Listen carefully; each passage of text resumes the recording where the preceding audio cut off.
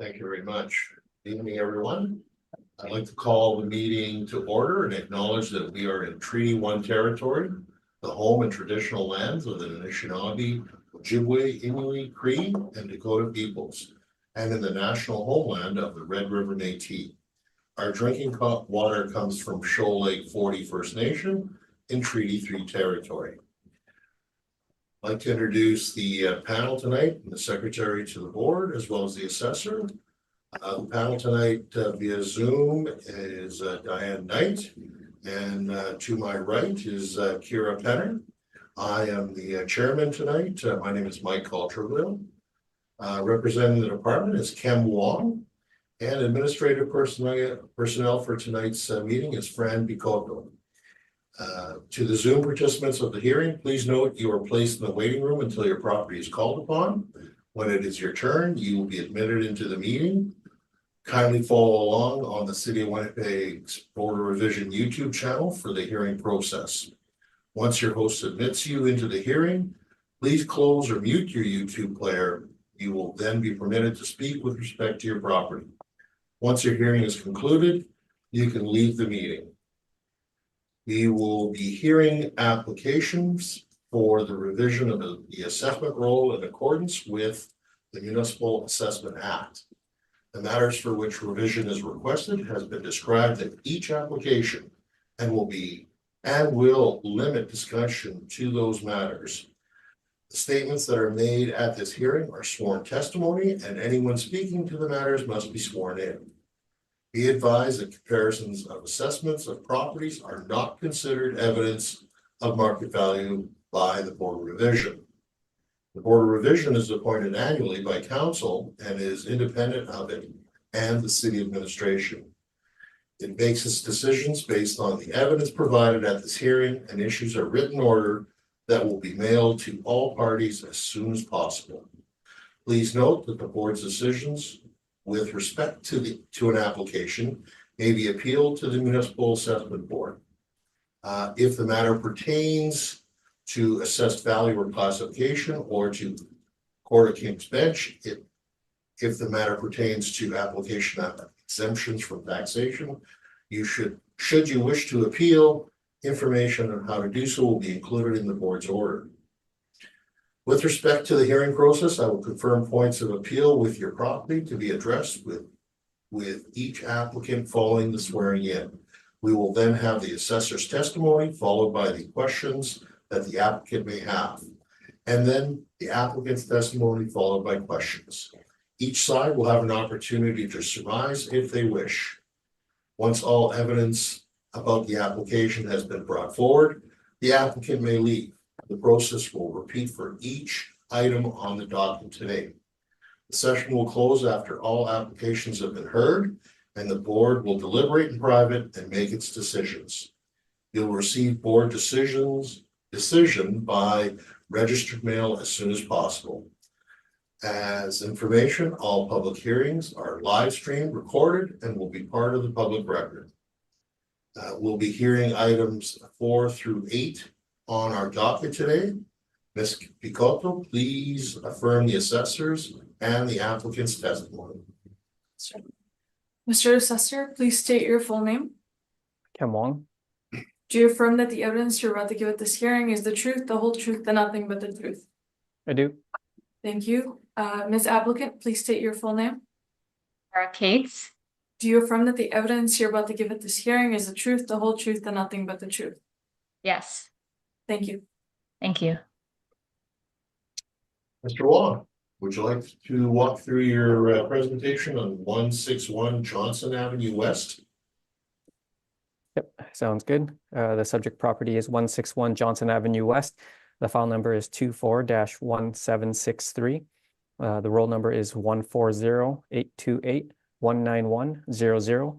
The roll year is 2025, and the assessed value is $1,210,000. This is a residential apartment that's 2 stories high. It's built in 1959 and has 14 suites with 8 outdoor parking stalls.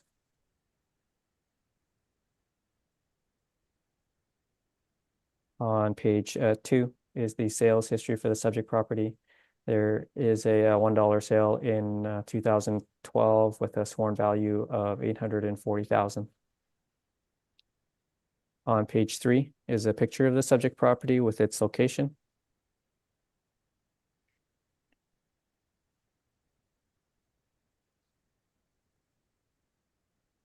On page 4 is our income valuation summary. We use average rents of $763 to get a potential income of $128,000.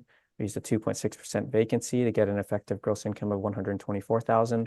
And we used a 52% expense ratio to get a net operating income of $59,000. Capped at 4.95%, we have an estimated market value of $1,210,000, which is about $86,000 per unit. On page 5 are some rent comparables showing that the rents we've used are in line with what's in the market.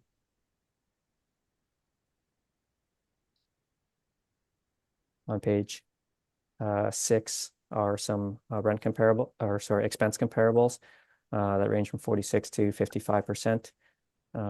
These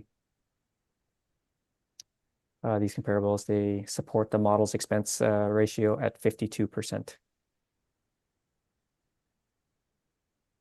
On page 7 is information on how we derived our cap rates. The majority of the cap rates fall between 4.75 and 5.45%, but there are some that are lower than 4.75 and some that are higher than 5.45.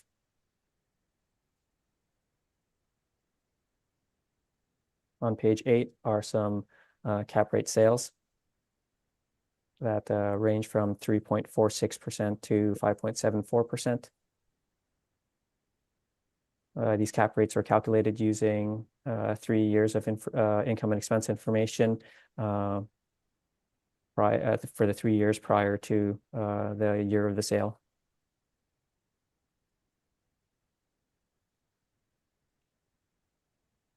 On page 10 is the income statement for 2022.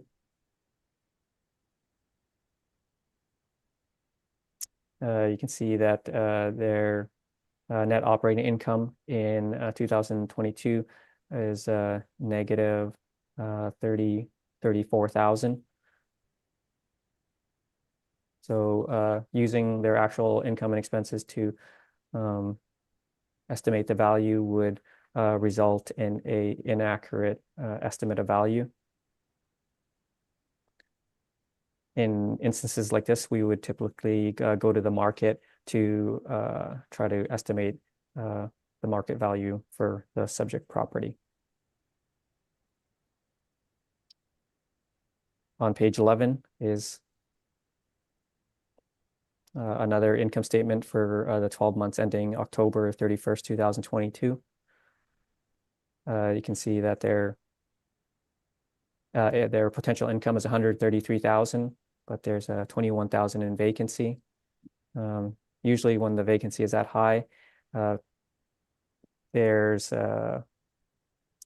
usually work being done to the property, and apartments don't typically operate at a high vacancy such as that.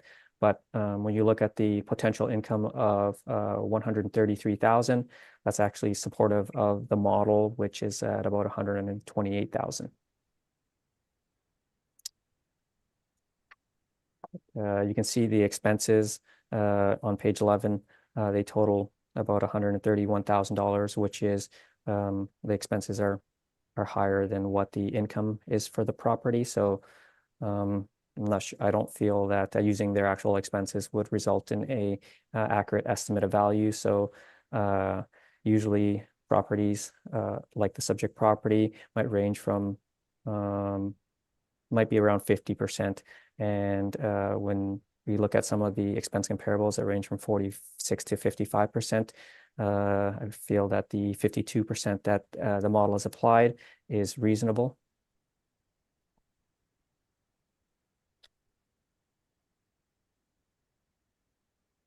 So when we look at the market to try to value the property, the model rent is supported by rent comparables and the actual rent potential in their income statement. the 52% expense ratio that the model has applied is supported by the market, and the model cap rate is supported by market sales. And also when you look at the overall value per unit at 86,000 per unit, that's on the lower end of the range. And so I feel that the model's estimate value is reasonable and fair. So I ask that you maintain the assessed value at 1,210,000. Thank you, Mr. Kim. Ms. Gates, questions for the assessor? Yes, thank you. So on your income value summary on page 4, in regard to the expenses, so you mentioned not using the expenses. So is it fair to say you didn't consider an adjustment to the expense ratio? It appears that the expense ratio is fairly representative of a market apartment building. So I feel it's a fair representation. But is it a fair representation of this apartment or just a general similar market apartment? Yeah, I mean, it's not representative of the subject property in that the subject property's expenses are greater than their income. But I do feel it is representative of a market apartment building. Okay. And then on your expense comparables on page 6, is it fair to say you haven't provided any additional information for the columns aside from the street name, such as any financials to review or any more specifics about the property, such as number of units or condition? No, I have not. And would you agree that income producing properties are best valued on an income approach rather than utilizing direct comparison methods?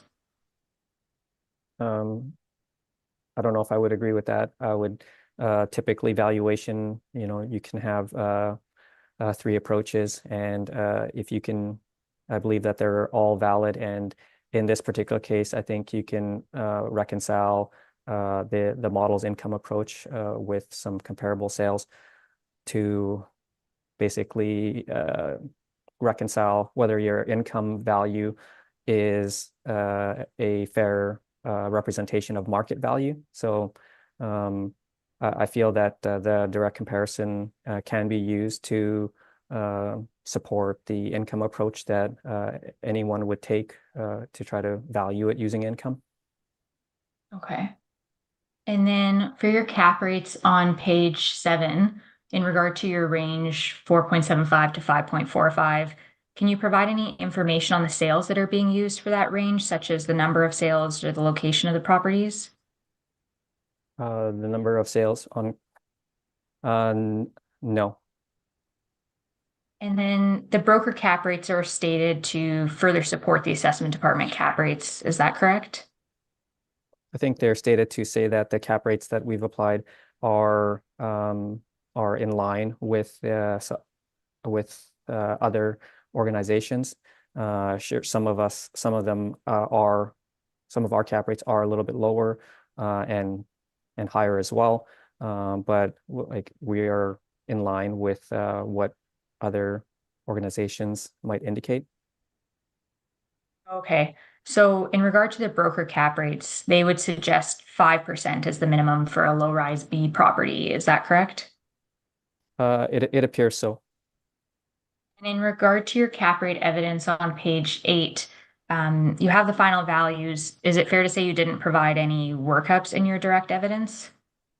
No, but what I can say is that we did use their 3 years of income and expenses to stabilize their net operating income and applied that against the sale price of the property to arrive at the cap rates indicated. Okay, thank you. That would conclude my questions, and I also have some rebuttal. Thank you very much, Ms. Gates. Ms. Knight, would you like to ask questions of the assessor at this point? Yeah, in regards to your page 8, which property would you say is most equivalent to this property? There seem to be a few properties that are built in the 1950s to 70s, which might be 150 Hendon, 32 Arden, 203 Bertrand. I refer to those ones a little bit more because they're a little bit more outside of the core area. And so I think those ones might be a good indication of what a cap rate would be for the subject property, ranging from 4 to 5%. Okay, thank you. Thank you. Ms. Tanner, questions? Just a couple. I wondered, I noticed in the pictures, it looks like this building is partially below grade. Is there any distinction made between rental rates above grade and below grade? Or, sorry, I should say in relation to the comps that you're using for your rents? I don't believe so. I don't believe we have enough data to make those types of distinctions. And just at the beginning of your report, you indicate that the actual year built and the effective year built are the same. 1959, so that suggests that there hasn't been any work done to the building, is that correct? Well, it would say that maybe we don't know of any work that's been done, but I guess when you look at the photo on page 3, it does appear that there has been some, it does appear that they've replaced their windows. I would say there's a lot of work that's done to apartment buildings that are done without permits.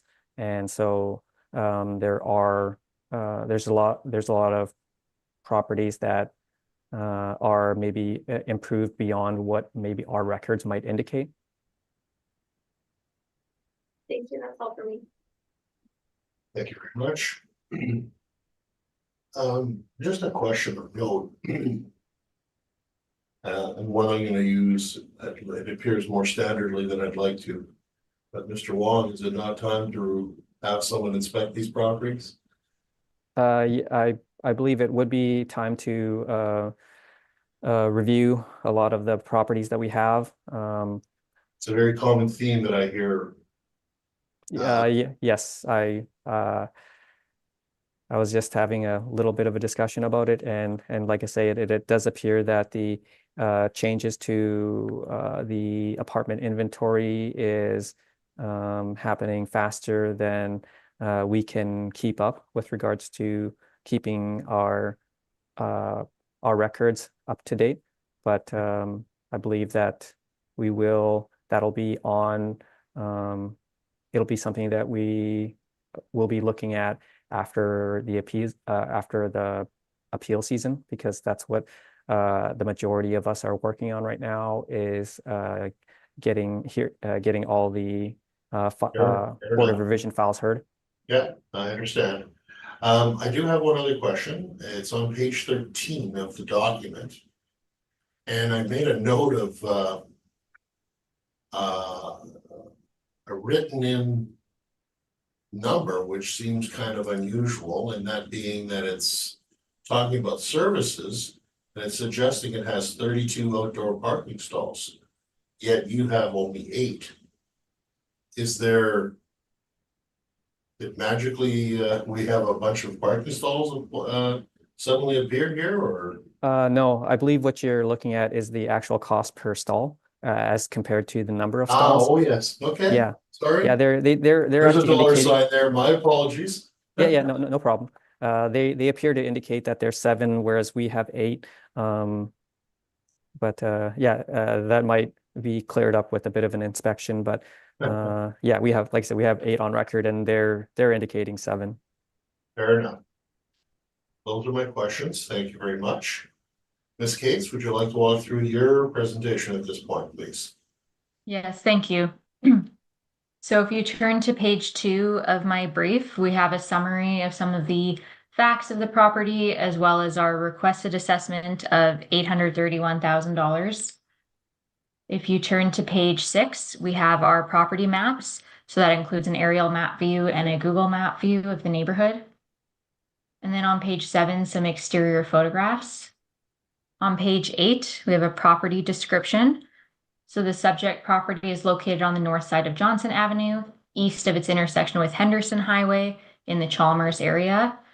The property is a 2.5-story building built in 1959 with 14 units, including 4 bachelor units, 5 one-bedroom units, and 5 two-bedroom units. And we do have 7 parking stalls noted. So if you turn to page 13, we have an overview of our income approach.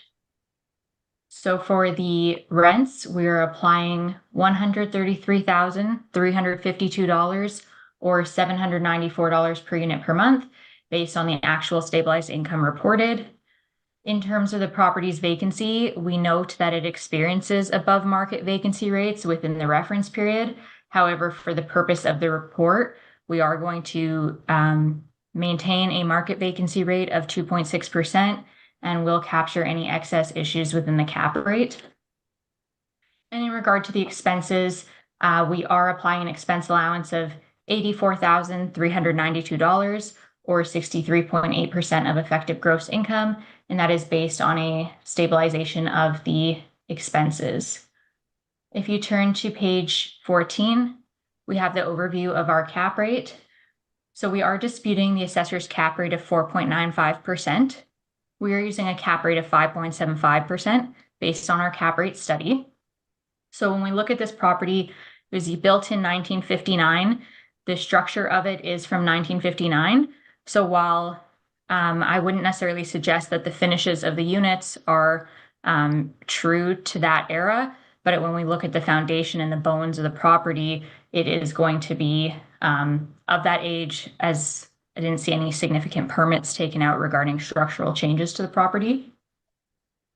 We do also note that due to the low number of suites, there is issues maintaining market vacancy rate and there's less units to spread the expenses over. As well, the location would be considered a less desirable location within the city, but we're not doing any further adjustments, but we are comfortable at the 5.75% cap rate based on all of these points discussed. So if you turn to page 16, we have our valuation breakdown.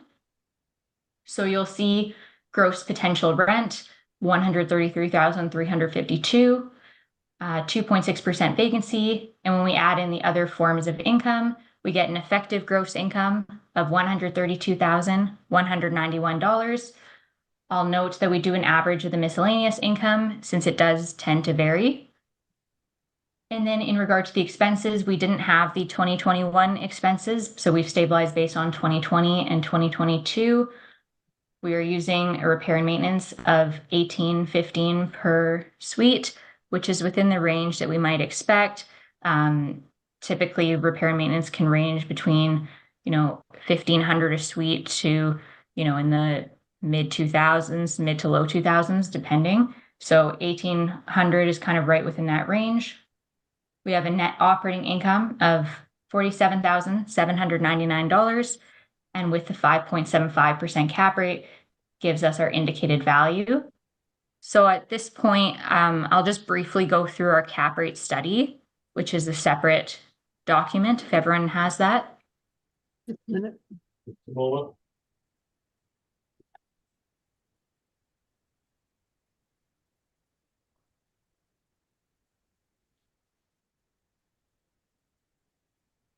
Hey, do you have it? It's a second, it's just opening. Yeah, no worries. Mr. Wong, do you have it? The rebuttal to city multifamily cap rates. No, Rebuttal, just the No. cap rate study. Okay, just a Cap second, rates, sorry. yeah, no worries.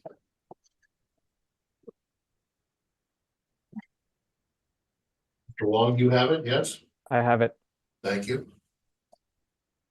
It's just opening. Have it too. Okay, go ahead. What page? I'll just start on page 2. Okay. So page 2 of the cap rate study. So toward the top, it talks about how to arrive at a cap rate. So the idea is to stabilize into a single year of income in order to arrive at a cap rate. So whether you're stabilizing based on a year or multiple years of data, the idea is the same. And then toward the bottom of the page, it talks about the cap rate is influenced by 3 items. 1 being perceived risk of the investment. 2 would be the investor expectations for appreciation. And then the 3rd would be the required returns on other vehicles of investment. So if you go to page 4, it discusses the principle of anticipation in terms of calculating a cap rate, in terms of trying to get into the mind of the purchaser of the income opportunity that they're actually purchasing. And this is the methodology that we've employed in calculating our cap rates. So if you turn to page 6, at the top, we have an overview of the city's cap rates from the valuation manual. So while most cap rates may be between 4.75 to 5.45, the entirety of the range would be much larger, going all the way up to 7.95%. And then toward the middle, we have the summary of the broker reports. And for low-rise B properties, which are the subject and all the properties on the docket today, they wouldn't suggest anything lower than 5%. And typically where we're seeing compression from last cycle, it would be for the best of the best properties. So if you go to page 7, there's an overview of discussion on interest rates. The main point being that if at the reference date, an investor could get a low-risk government bond for 4.5%, then it just presents a logical question as to why we would use cap rates for apartments that are at that rate or lower when we're looking at an April 1, 2023 valuation date. So I would suggest caution with cap rates that are below that level, because it just logically doesn't make sense that someone would accept that return on an apartment, which is known to be moderate to higher risk, as compared to a government bond. So if you turn to page 10, we have an overview of some of the factors that we would consider for adjustment. Not all factors would apply to all properties, but these are the lists that we might consider. And then if you turn to page 12, we have our cap rates that we've calculated. So we have a range of 5.26% to 7.11%. I would note that in terms of location, 345 Talbot would be the most comparable to the properties today, given that they're all around the Chalmers area. And then the cap rate calculations follow that. So in terms of Talbot, you could see exactly how we've worked up the calculations. That property did sell fairly close to the reference date. It went through land titles March 1st, 2023. So when we're looking at when a buyer would be considering that property, they would have been looking at the 2021 financials, given that they would have been looking at it in 2022 if it closed land titles in March 2023. And what we know about that property is that in the broker flyer, they did indicate to the purchaser the average rent that they could expect of $924 per suite. So based on that income, as well as the year leading up to that in terms of the expenses, that gives us a 6.48% cap rate. And then that'll conclude my cap rate presentation. I'll just go back to the main brief just to wrap up the presentation here. So back to the main brief on page 16. That is some background on how we get to the 5.75% cap rate. So our indicated value would be $831,000 rounded. And then we have an appendix starting on page 19. And then we've just included the financials that we've looked at. And that would conclude my presentation on this property. Thank you. Thank you, Ms. Cates.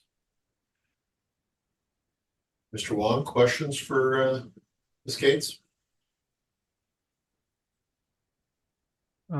No questions. Thank you very much. Ms. Penner, questions for Ms. Cates? I'm not sure. This is a question that you would answer, or maybe it would have to go back to the assessor, but so I see 677 Maryland Street is on both your list and the assessor's list of cap rates. But it's quite a difference of 5.59 to 7.11. I'm just wondering if you can speak to that. Sure. So we are both using that address, but that property did sell on different occasions. So the city's evidence is using the older sale from 2020, and then we're using the more recent sale from around March 2023. So that would be the difference in terms of those cap rates of that property. I didn't notice the difference in building. Thank you. That was it for me. Thank you very much. Ms. Knight, questions? I did have a question. What the heck was it though? Oh, yeah, on your chart with the 3 years worth of income, you've got 3 years worth of income, but only 2 years worth of expenses. Yes. Why in 2021 is the expenses not listed? It just wasn't something that I had at the time of submission. So I wasn't able to include the 2021. Because when you look at like page 25, which has the 2021 information, I'm not sure if there was just an error when they were submitting the info. They do report the income, but then the expenses are kind of zeroed out here. So Mhm. so yeah, that's the discrepancy there. Okay, thank you. Thank you very much. And I do not have any questions at this time. Thank you. Sorry, could I? Oh, go ahead. I noticed, another one, I think this time they are the same sale, but 150 Hendon Avenue. They're the same sale date, but again, different cap rates, a 4.01 cap rate to a 5.42. Yes, that one is the same sale. We have different methods for stabilizing that cap rate, which leads to different results. I can go through that one in more depth in the rebuttal because I show the difference with the workup. Okay, that's perfect, thank you. Thank you. All right. You have rebuttal then, Ms. Cates. Would you like to walk through that now, please? Yes, and I will be brief. Does everyone have that open? Yes. Okay, perfect. Mr. Wong, you have it? I do. Thank you. Okay, so if you turn to page 2 of the rebuttal, we start by going over the city's cap rates. So they're reporting a range of 3.46% to 5.74%. And again, I would just echo the comments about cap rates below 4.5% should be looked at with some scrutiny.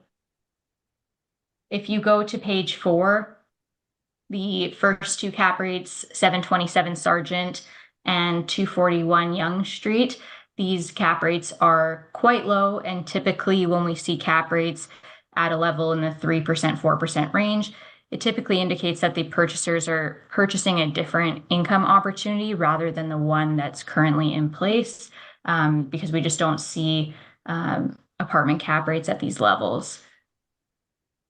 Toward the middle of page 4, we have 459 Sargent. So we note that the city has used the historical income in their cap rate calculation, but when we look at the information that was available to the purchaser at the time, the broker information states that they can expect an average monthly rent of $740 per unit per month, as well as $40 per stall from the parking. So we have our stabilization of that cap rate on page 5. So in terms of the expenses, those were available from prior city rebuttal to our cap rates. So we've used those expenses along with the income that the purchaser would expect to attain. And then we recalculate that cap rate at a 5.79%. On page 7, we have the cap rate for 150 Hendon. So while there wasn't necessarily a stabilization to review from the city for this cap rate, based on the information that we had on file for this property, we presume that they're using the historical income to calculate the cap rate. So this property, we were able to interview the purchaser in terms of what they were able to expect when they purchased the property. And at the time of purchase, the vendor did advise them they applied for RTB rent increases based on some improvements to the property. So the property ended up going through land titles June 2nd, 2021. The RTB orders were backdated to June 1st. And then at the end of 2021, They'd only been operating for a partial year, but they put on their I&E mailer that they anticipated gross rents of $712,182. And then at the end of 2022, once they'd already been operating for a full year, they had actually achieved rents pretty close to that, which further shows the intent that they were purchasing a different income stream than what was in place at the time. So on page 8, we have that stabilization of the cap rate. So that is the difference. So we have a 5.42% versus the city in the 4% range. And then I'll skip ahead to page 22. So on page 22, 677 Maryland. Again, the city's using an older sale. There is a more recent sale occurring much closer to the reference date, and that would be more accurate to use.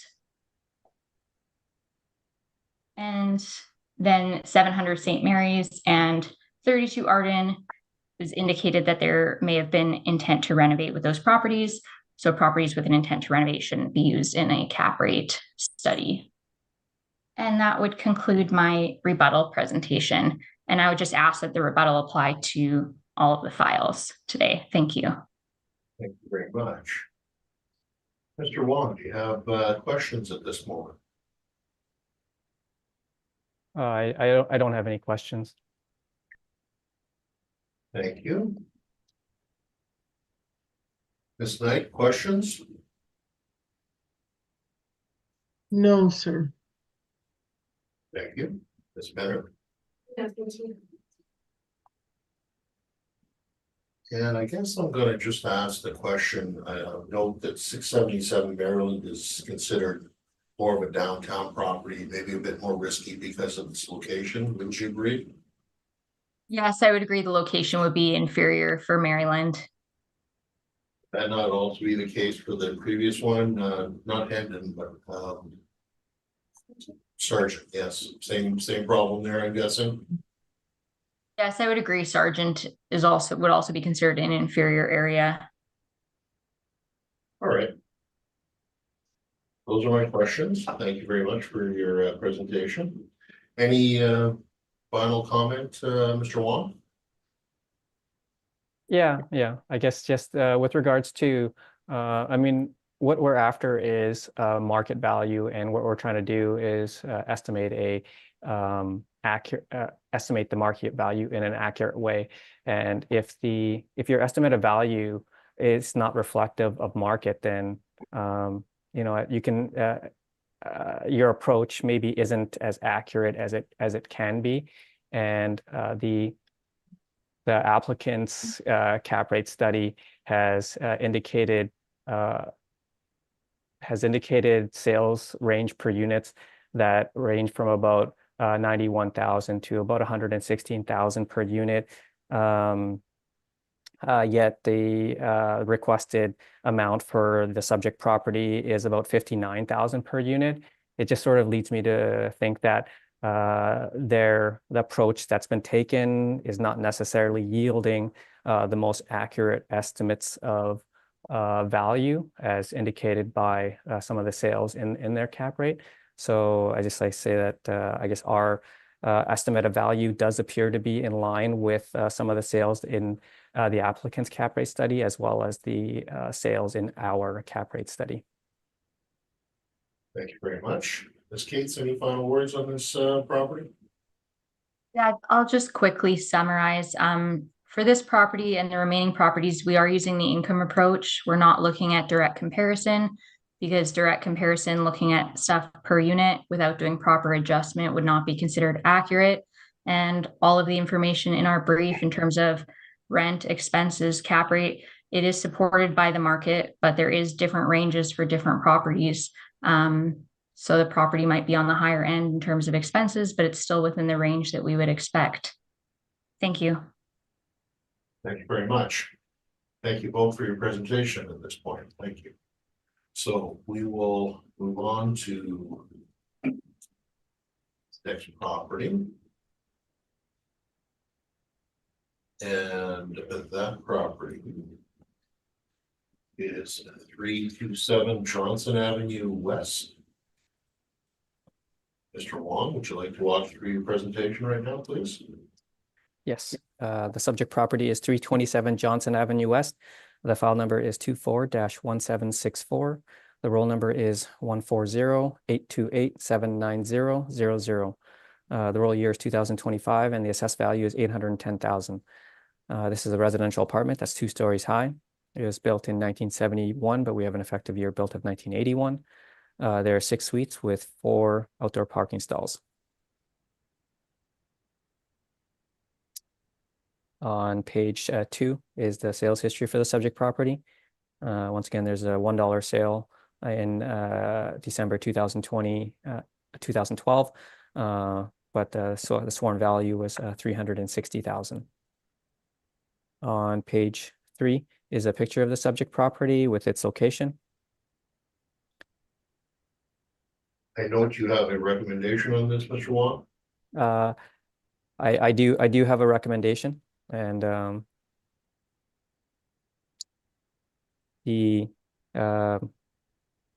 I guess I'm recommending that the value be revised to 658,000 based off of net operating income of 28,967, which is on page 7 of my brief. Thank you very much. Ms. Cates, are you at all interested in that number? I feel that the cap rate is still far too low at 4.4%, so I would like to proceed.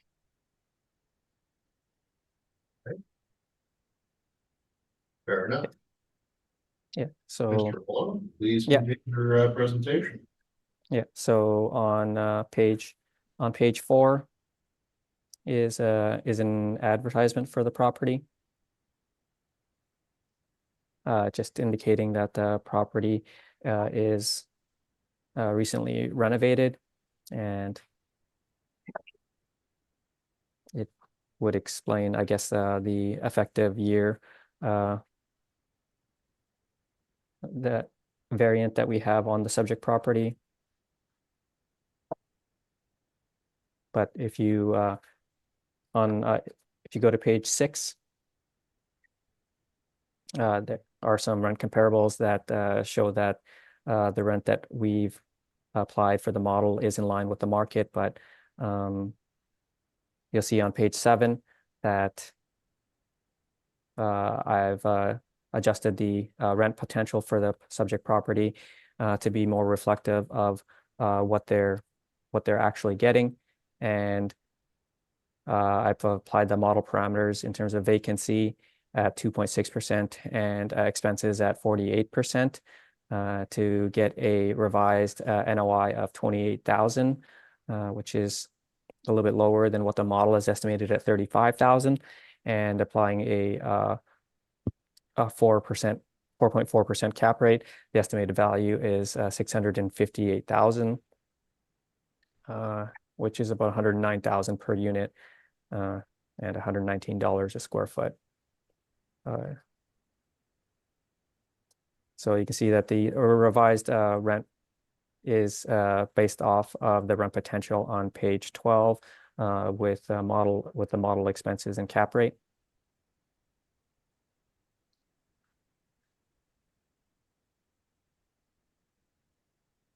On page 8 and 9 is information on how we derived our cap rates, and some cap rate sales that range from 3.46 to 5.74%. On page 11 is the income statement supplied by the owner, where you can see on page 11 that their net operating income is negative 6,000. And so once again, I think to use their actuals to estimate the value for the subject property, it wouldn't result in an accurate estimate of market value. So I felt it was reasonable to use their actual rent, but use model parameters for their expenses and the cap rate.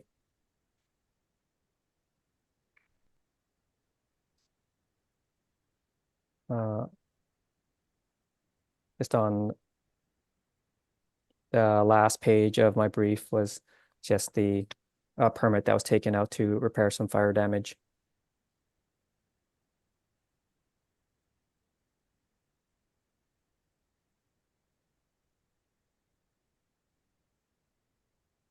So to conclude, I feel that the revised rent is supported by their actual rent and by the market, which is maybe a little bit higher. And the model expenses at 48% is reasonable for a building that appears to be improved.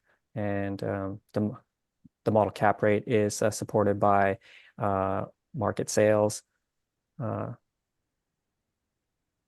The cap rate is on the lower end of the range, but when you look at the revised value at 110,000 per unit, it is in line with market sales comparables. And with regards to, I guess, cap rates being at the lower end of the range, and maybe it should be looked at, scrutinized a little bit. I feel that I'm not sure if that's the case because the resulting estimates of value are in line with market, and I've seen cap rates in the 3.5% to 4.5% that are in appraisal reports. So I think if the cap rates result in an accurate estimate of market value, I feel that the cap rates are I think they're fair cap rates as long as they result in accurate estimates of market value, which I believe is the case with the subject property. So I ask that you accept the revised value of 658,000. Thank you very much, Mr. Wong. Ms. Cates, questions? Yes, thank you. So a cap rate of 4.4% would be below your 20th percentile. Is that correct? Yes. And in terms of the advertisement that you have on page 4, that's not directly from the owner manager. So have you been able to verify it and whether it's just one unit or it applies to other units? Just the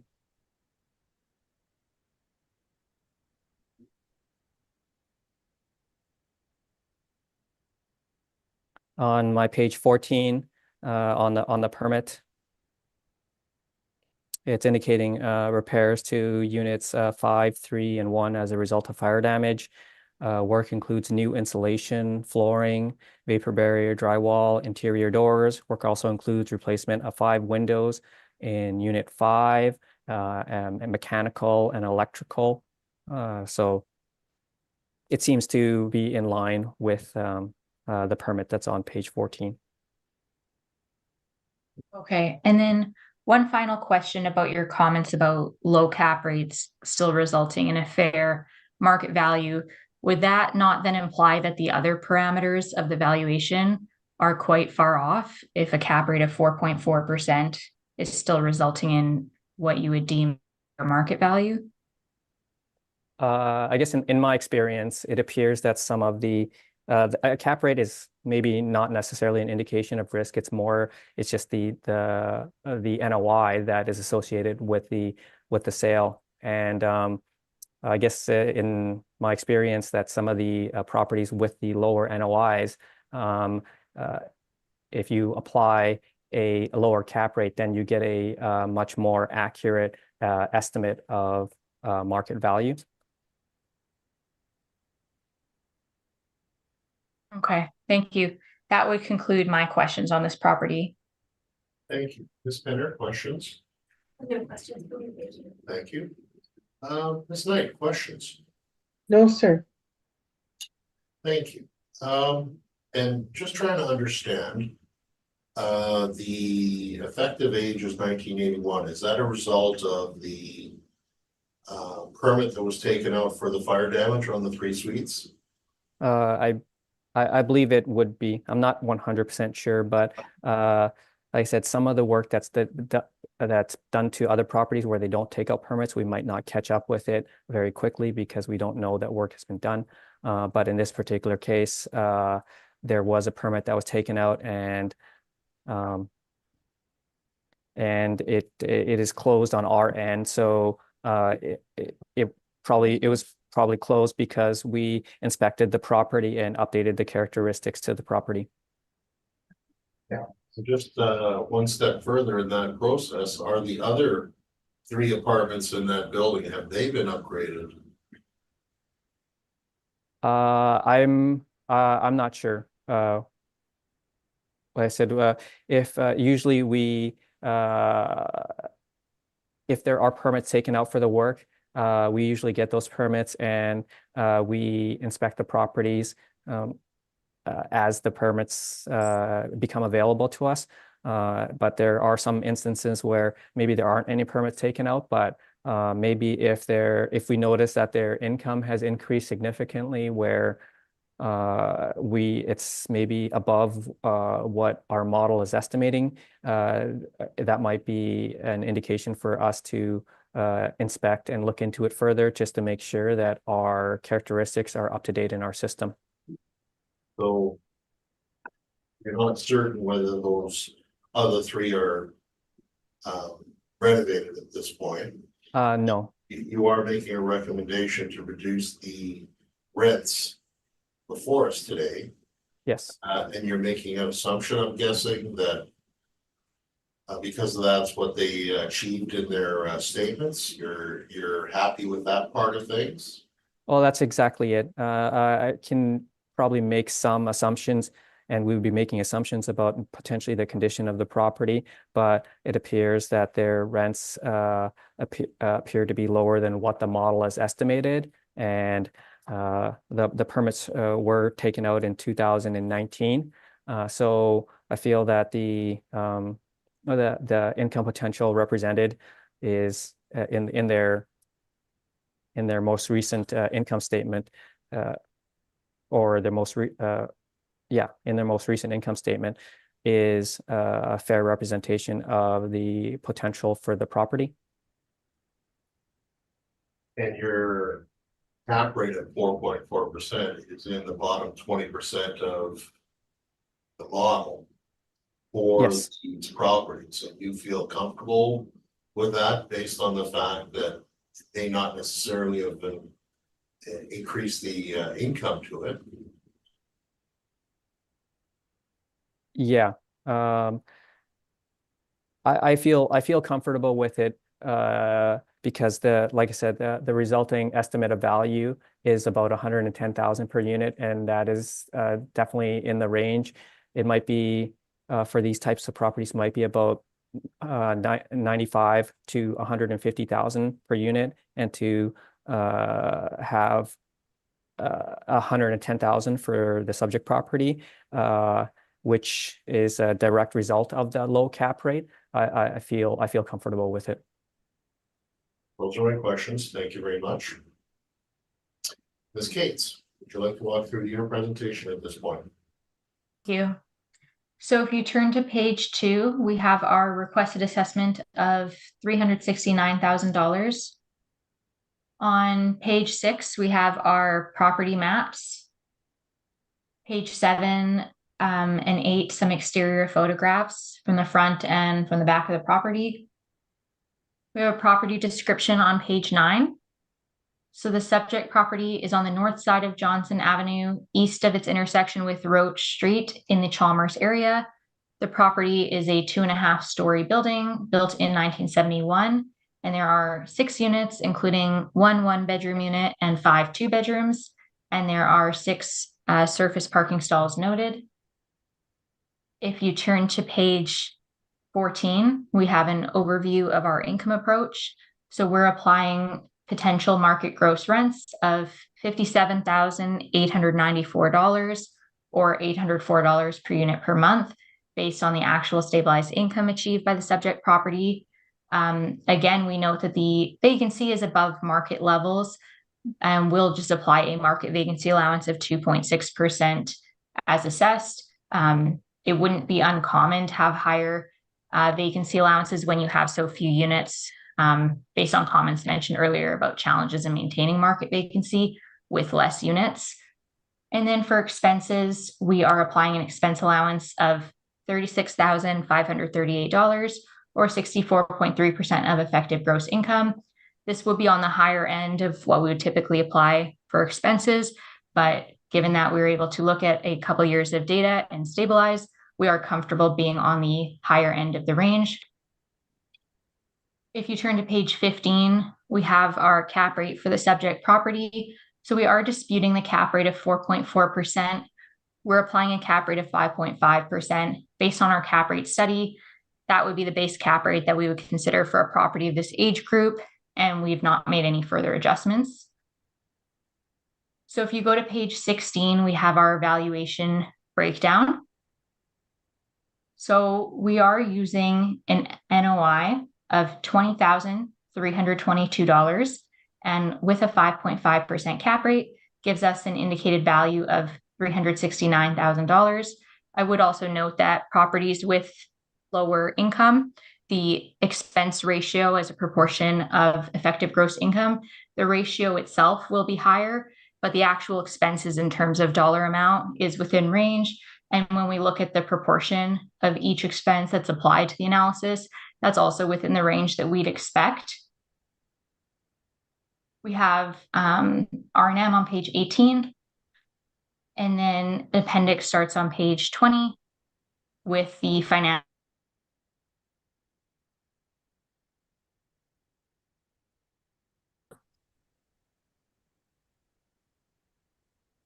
Thank you. Mr. Wong, questions? No questions. Thank you very much. Ms. Knight, questions? No questions, thank you. Ms. Penner, questions? Just one, I noticed in 2021, there was a bit larger repair and maintenance expenditure. Do you know what that was for? I don't know the specifics, just the totals. We don't have a breakdown for 2021. That's all. Thank you. Thank you very much. And I'm going to just ask a question with respect to, you're suggesting an expense of 64.3% in essence. And you're doing that in light of the fact that 3 of the units that we know of are completely renovated. Does that, in your mind, make sense? Even if the other 3 were not renovated to that extent, that would account for such a high expense ratio for this building?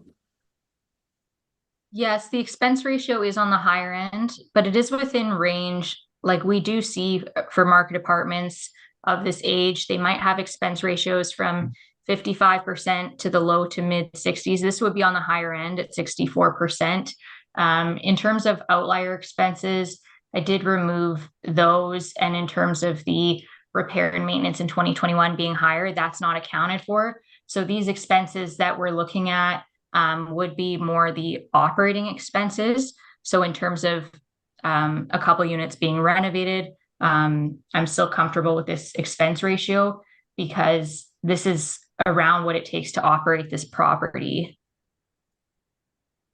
Again, I'm probing the idea that it's on the higher side based on 3 units being completely renovated. Would it not mean when you have renovated units that your expenses for those units would be reduced over a period of time, for a holiday period, as it were, 10, 15 years, where all of a sudden the expenses would go down as a result of the property, those units being upgraded? And potentially, we're seeing that there are possibly other units that have been upgraded at that point. So I'm finding it a little bit hard to go along with the higher expense ratio on this. Could you comment on that, please?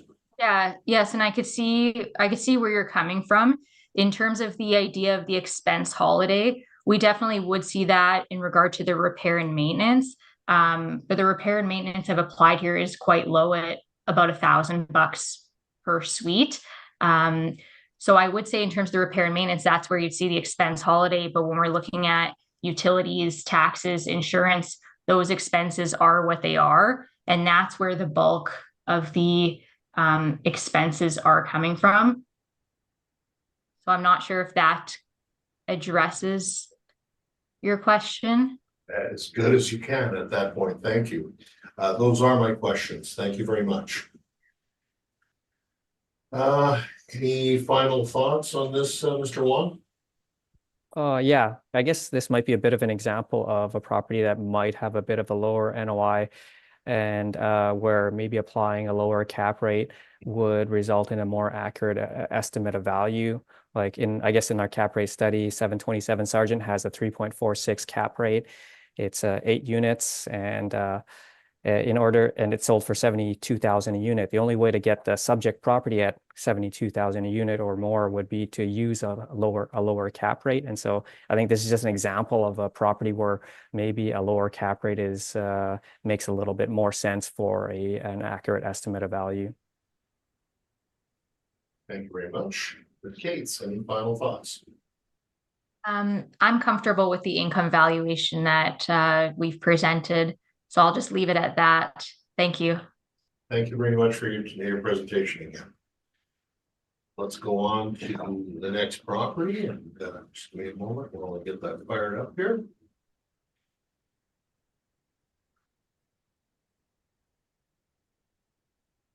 That's item 6, Mr. Wong, 300A Bowman Avenue. Okay. Would you like to walk through your presentation at this point? Thank you. Yes, I would. Yes, I would. The subject property is 300A Bowman Avenue.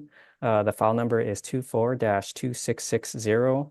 The roll number is 020-002-26000. The roll year is 2025, and the assessed value is 376,000. This is a residential apartment that's 2 stories high. It was built in 1965, but we have an effective year built of actual year built of 1964, but an effective year built of 1965. There are 4 suites with 4 outdoor parking stalls. On page 3 is a picture of the subject property with its location, similarly located to the previous 2 properties. On page 4 is our income valuation summary. We use average rents of $912 to get a potential income of $43,000. We used a 2.6% vacancy to get an effective gross income of $42,000. And we used a 57% expense ratio to get a net operating income of $18,000. Capped at 4.8%, we have an estimated market value of $376,000, or about $94,000 per unit. On page 5 are some rent comparables showing that the rents we've used are in line with what's in the market. On page 6 and 7 is information on how we derived our cap rates and some cap rate sales.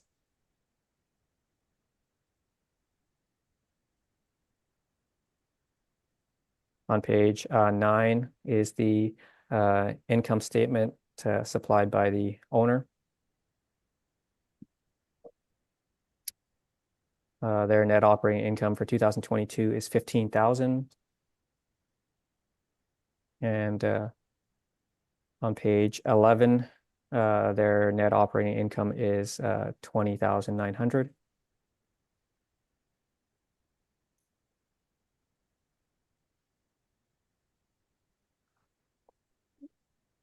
So their actual net operating income ranges from about $15,000 to about $20,900. And this supports the model's net operating income, which is about $18,000. And the model cap rate is supported by market sales. And once again, the overall value at $94,000 per unit is at the lower end of the range for market sales.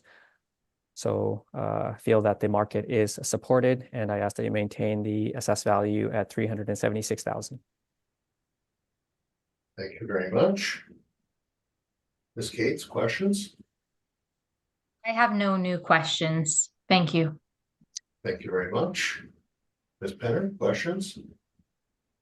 No questions for me, thank you. Thank you very much. Ms. Knight, questions at this point? No, sir. Thank you very much. I have no further questions. So we can move on to Ms. Cates, your presentation, please. Thank you. So if you turn to page 2, we have our requested assessment of $267,000. On page 6, we have our property maps. And then on page 7, some exterior photographs of the property. On page 8, property description.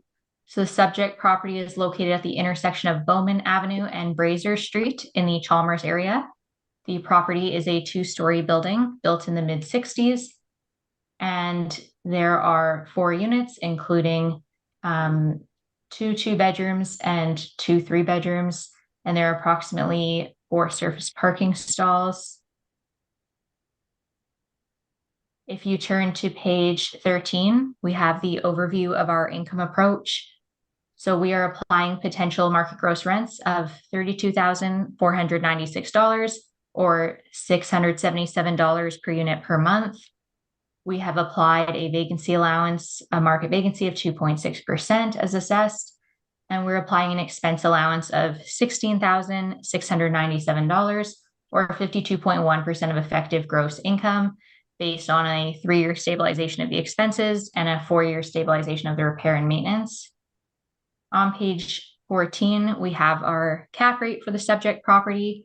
We are disputing the cap rate of 4.8%. We're using a cap rate of 5.75% based on our cap rate study. The base cap rate for a property of this age group would be 5.75%. And we've noted factors that we may have considered, but we've not done any adjustments to the cap rate. If you go to page 16, we have our valuation breakdown. So we have an effective gross income of $32,045, total expenses of $16,697, which includes stabilized repair and maintenance of $904 per unit, which would be on the low end. That gives us a net operating income of $15,347 with a 5.75 cap rate, gives an indicated value rounded of $267,000. Our appendix starts on page 19, and we've included the financial statements that we've looked at for this property. And that would conclude my presentation. Thank you. Thank you very much, Ms. Gates. Questions, Mr. Wong, please. No questions. Thank you. Ms. Day, questions? Just in regards to your expenses, your water, you're using 5,066 as a stabilized. That was 2022, but 2021 and 2020 were much less. Why would that be? I mean, typically cost of utilities would go up. It did increase perhaps more than we'd expect. So I can't get into the specifics of why. And then you've used gas, but you didn't use gas in 2020 and 2021.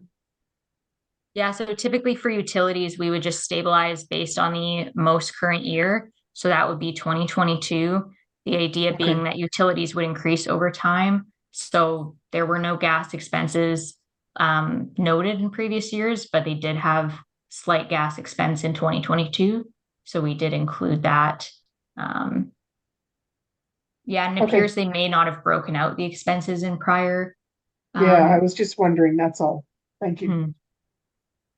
Thank you very much. Better questions? No questions for me. Thank you very much. Yeah, I think I'm good for questions at this point. Thank you very much. Any final thoughts on this, Mr. Wong? No, thank you. Thank you very much. Ms. Gates, questions or a final summation? No? I'm good as well. Thank you. Thank you very much. All right. Moving along. 209 Talbot, Mr. Wong. Would you like to walk through that for us? Yes, I would. The subject property is 209 Talbot Avenue. The file number is 24-3575. The roll number is 140-914-83000. The roll year is 2025, and the assessed value is $889,000. This is a residential apartment that's 2 stories high. It's built in 1959, and it has 16 suites with 13 outdoor parking stalls. On page 3 is a picture of the subject property with its location. On page 4 is our income valuation summary. We use average rents of $624 to get a potential income of $119,000. We use a 2.6% vacancy to get an effective gross income of $116,000. And we use a 62% expense ratio to get a net operating income of 44,000. Capped at 4.95%, we have an estimated market value of 889,000, which is about 55,000 per unit. On page 5 are some rent comparables showing that the rents we've applied are in line with the market or a little bit below the market. On page 6 is a comparable sale close to the subject property. This comparable sale, the property had low rents, $595, and higher expenses at 66%. Using their 2016 NOI, the cap rate is 3.52%. Sale of this is very similar to the subject property. The subject property sold for $70,000 a unit and $88 a square foot. And I feel that this supports the assessed value at $56,000 a unit and $72 a square foot.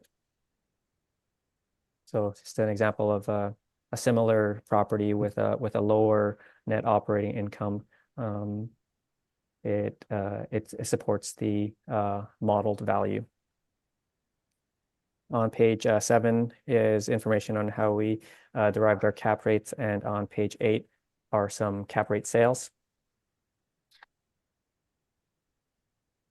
On page 10 is the income statement from 2022.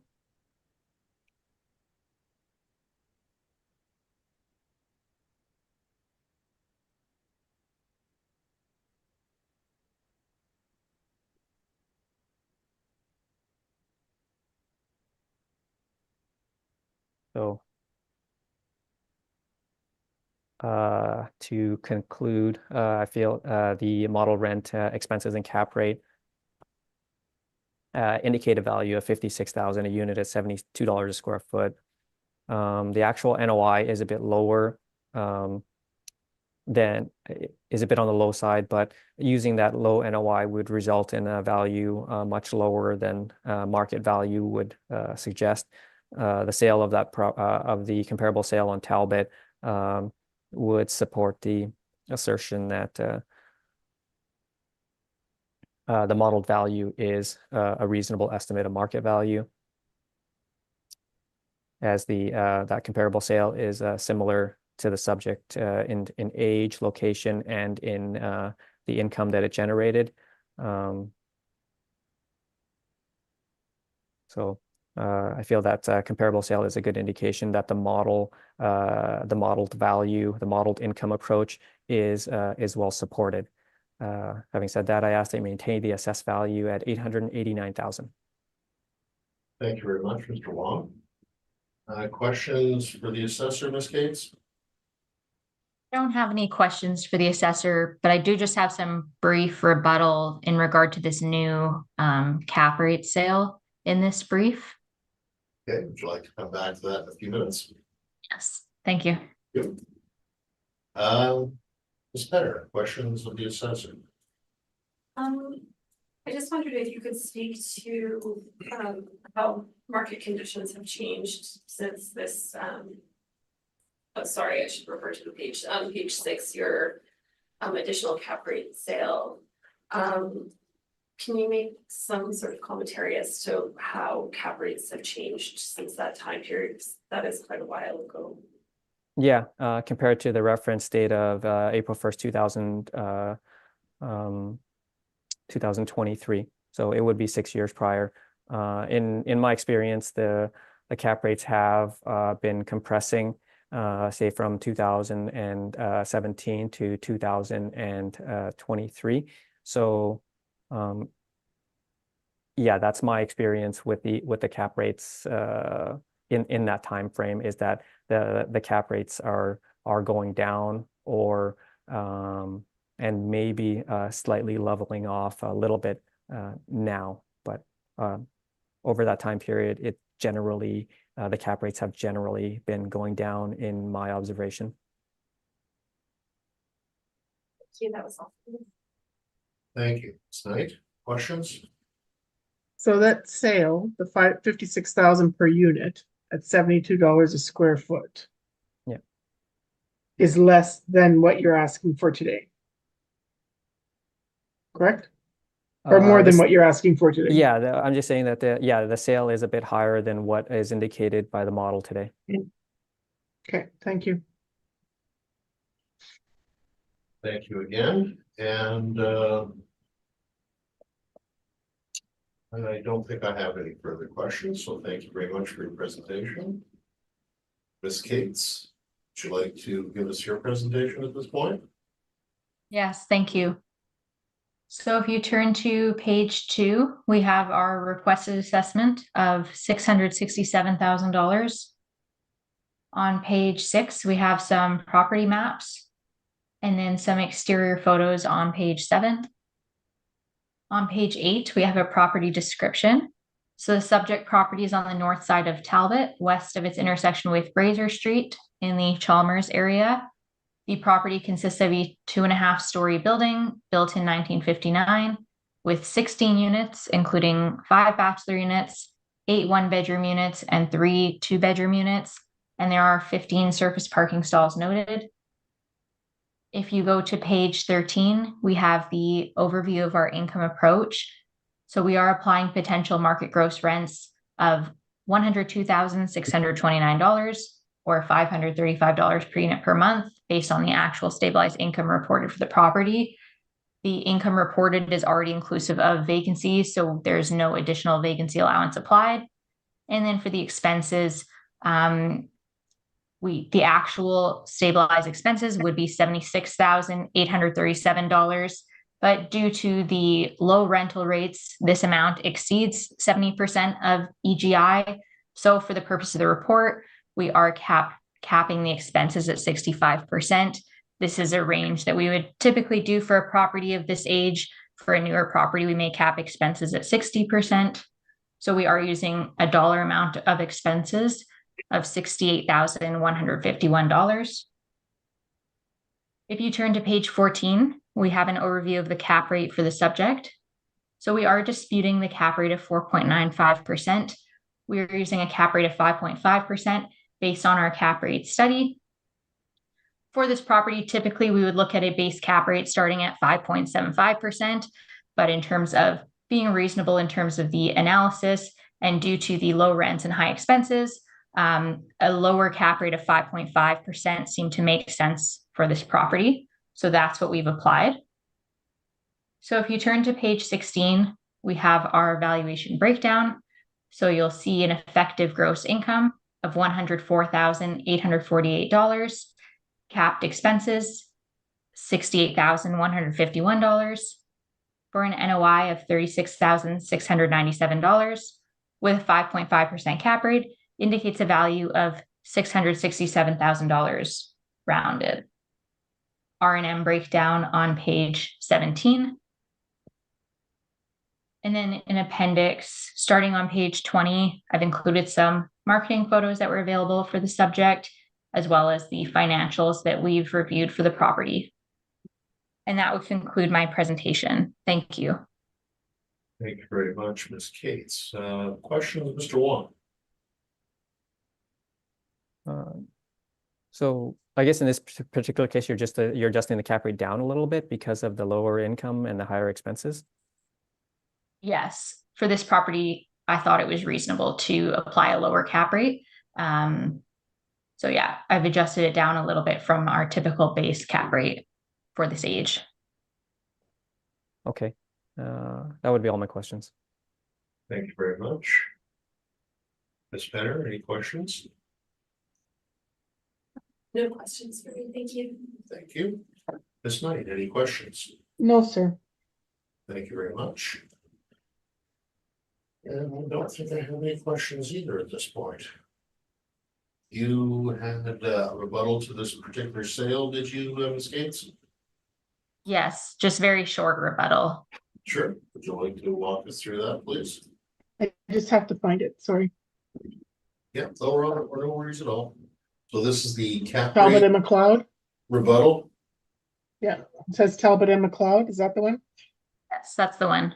Okay, got it, thank you.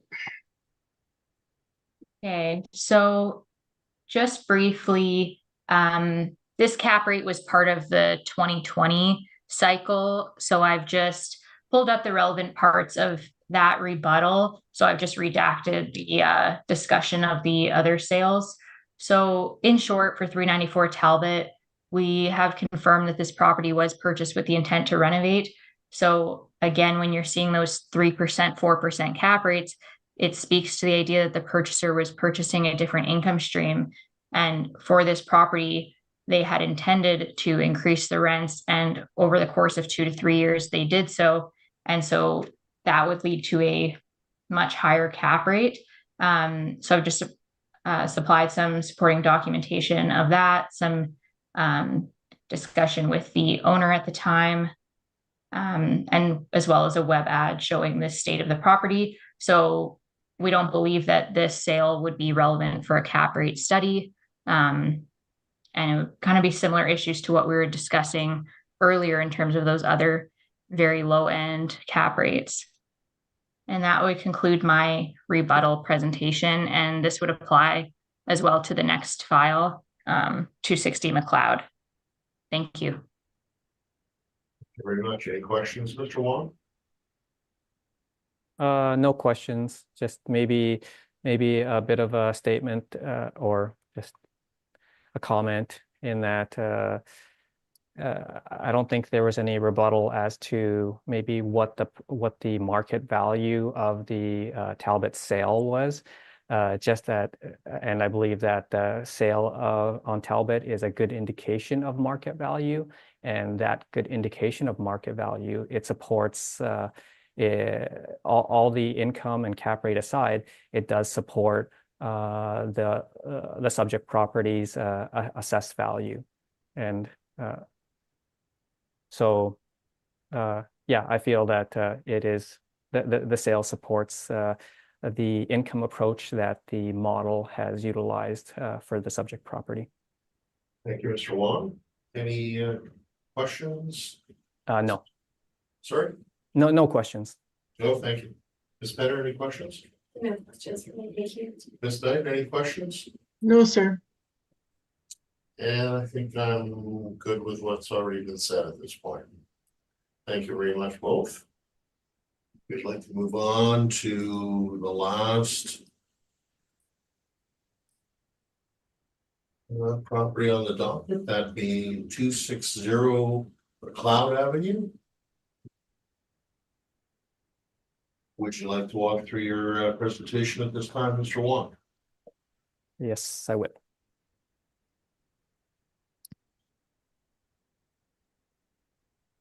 The subject property is 260 McLeod Avenue.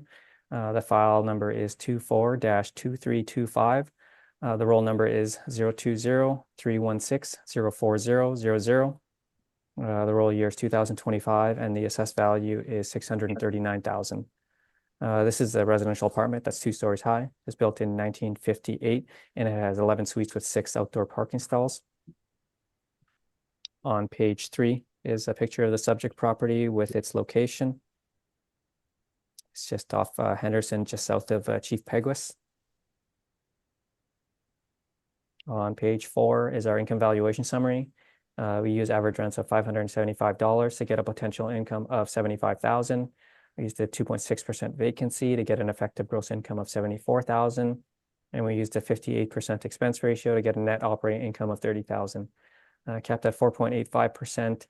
We have a estimated value of $639,000, which is what $58,000 per unit. On page 5 are some rent comparables showing that the rents we've used are in line with what's in the market.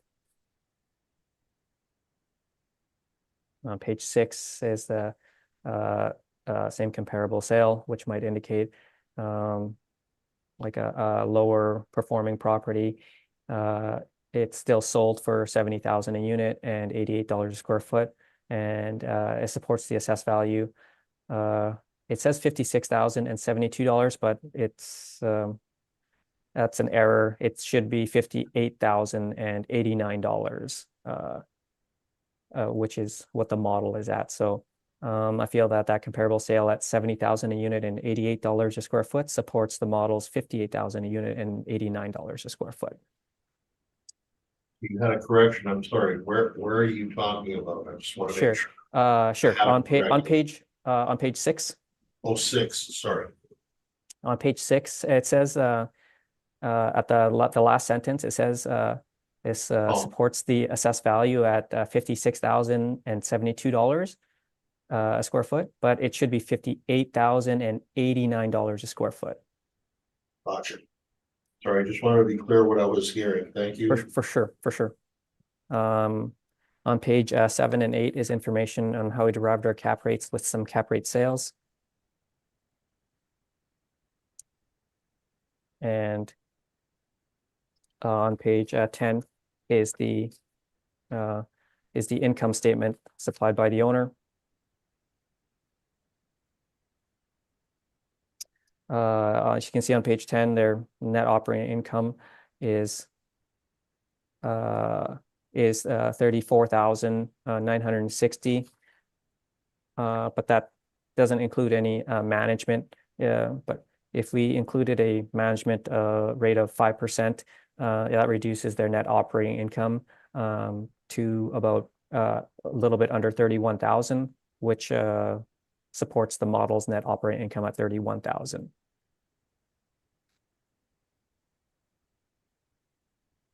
So after you make an adjustment for them not having any management, their actual NOI supports the model's net operating income. And the model cap rate is supported by cap rate sales, and the overall value at 58,000 a unit is supported by the comparable sales. So I ask that you confirm the assessment or maintain the assessment at 639,000. Thank you very much. Kate, questions at this time? Questions? Thank you. Thank you very much. Ms. Knight, questions? No, sir. Thank you. Ms. Patter? No, thank you. Thank you very much. And I do not have any further questions. Ms. Gates, would you like to walk through your presentation, please? Yes, thank you. So if you turn to page 2, we have our requested assessment of $577,000. On page 6, we have some property maps. Page 7, some exterior photographs. On page 8, property description. So the subject property is on the south side of McLeod Avenue, east of Henderson in the Rossmere A area. Property was built in the late 50s, and there are 11 units, which include 1 bachelor unit and 10 one-bedroom units, and there are 6 surface parking stalls noted. If you turn to page 13, we have the overview of our income approach. We are applying potential market gross rents of $73,224 or $555 per unit per month, based on the actual stabilized income reported for the subject. We are applying a market vacancy of 2.6%, and we are applying an expense allowance of $41,715 or 55.7% of effective gross income. On page 14, we have the overview of our cap rate. We are disputing the cap rate of 4.85%, and we are applying a cap rate of 5.75% based on our cap rate study. On page 16, we have our valuation workup. So we're using an effective gross income of $74,877 with expenses of $41,715, which includes stabilized repair and maintenance of $909 per unit, which would be on the low end. We get a net operating income of $33,162 with a cap rate of 5.75%. Gives a rounded value of $577,000. Appendix starts on page 19, and we have the city value and the financials that we've looked at. And just some closing thoughts regarding the cap rates. That's been the theme of the discussion today. Cap rates below 5% for these type of properties would imply that they are some of the best investments in the city When we're looking at the type of properties we're dealing with today, would be considered a low-rise B category, most of which have been in less desirable locations aside from this property. I feel that the cap rates should be at a minimum 5.5, 5.75% for these types of properties. And I'll leave it at that. That would conclude my presentation. Thank you. Thank you very much. Mr. Wong, any questions of Ms. Gates? No questions. Ms. Knight, any questions? No, sir. Thank you. Ms. Bennett, questions? And I believe I don't have any questions either at this point, so thank you very much. Is there a final presentation or summation you'd like to make at this point, Mr. Wong? Just like to say that maybe the cap rates that we have that might seem a little bit low, they typically result in fairly accurate estimates of value, and that the values that I've presented today are representative of market. Thank you. Ms. Gates, any final comment? I think I'm good on this one. Thank you. Thank you very much, both, for your time and patience tonight. I appreciate it. And thank you. At this point, I believe we've heard all the items scheduled, and this hearing now is adjourned. So thank you very much, both. Thank you very much. Have a good night, everybody. You too. Thank you.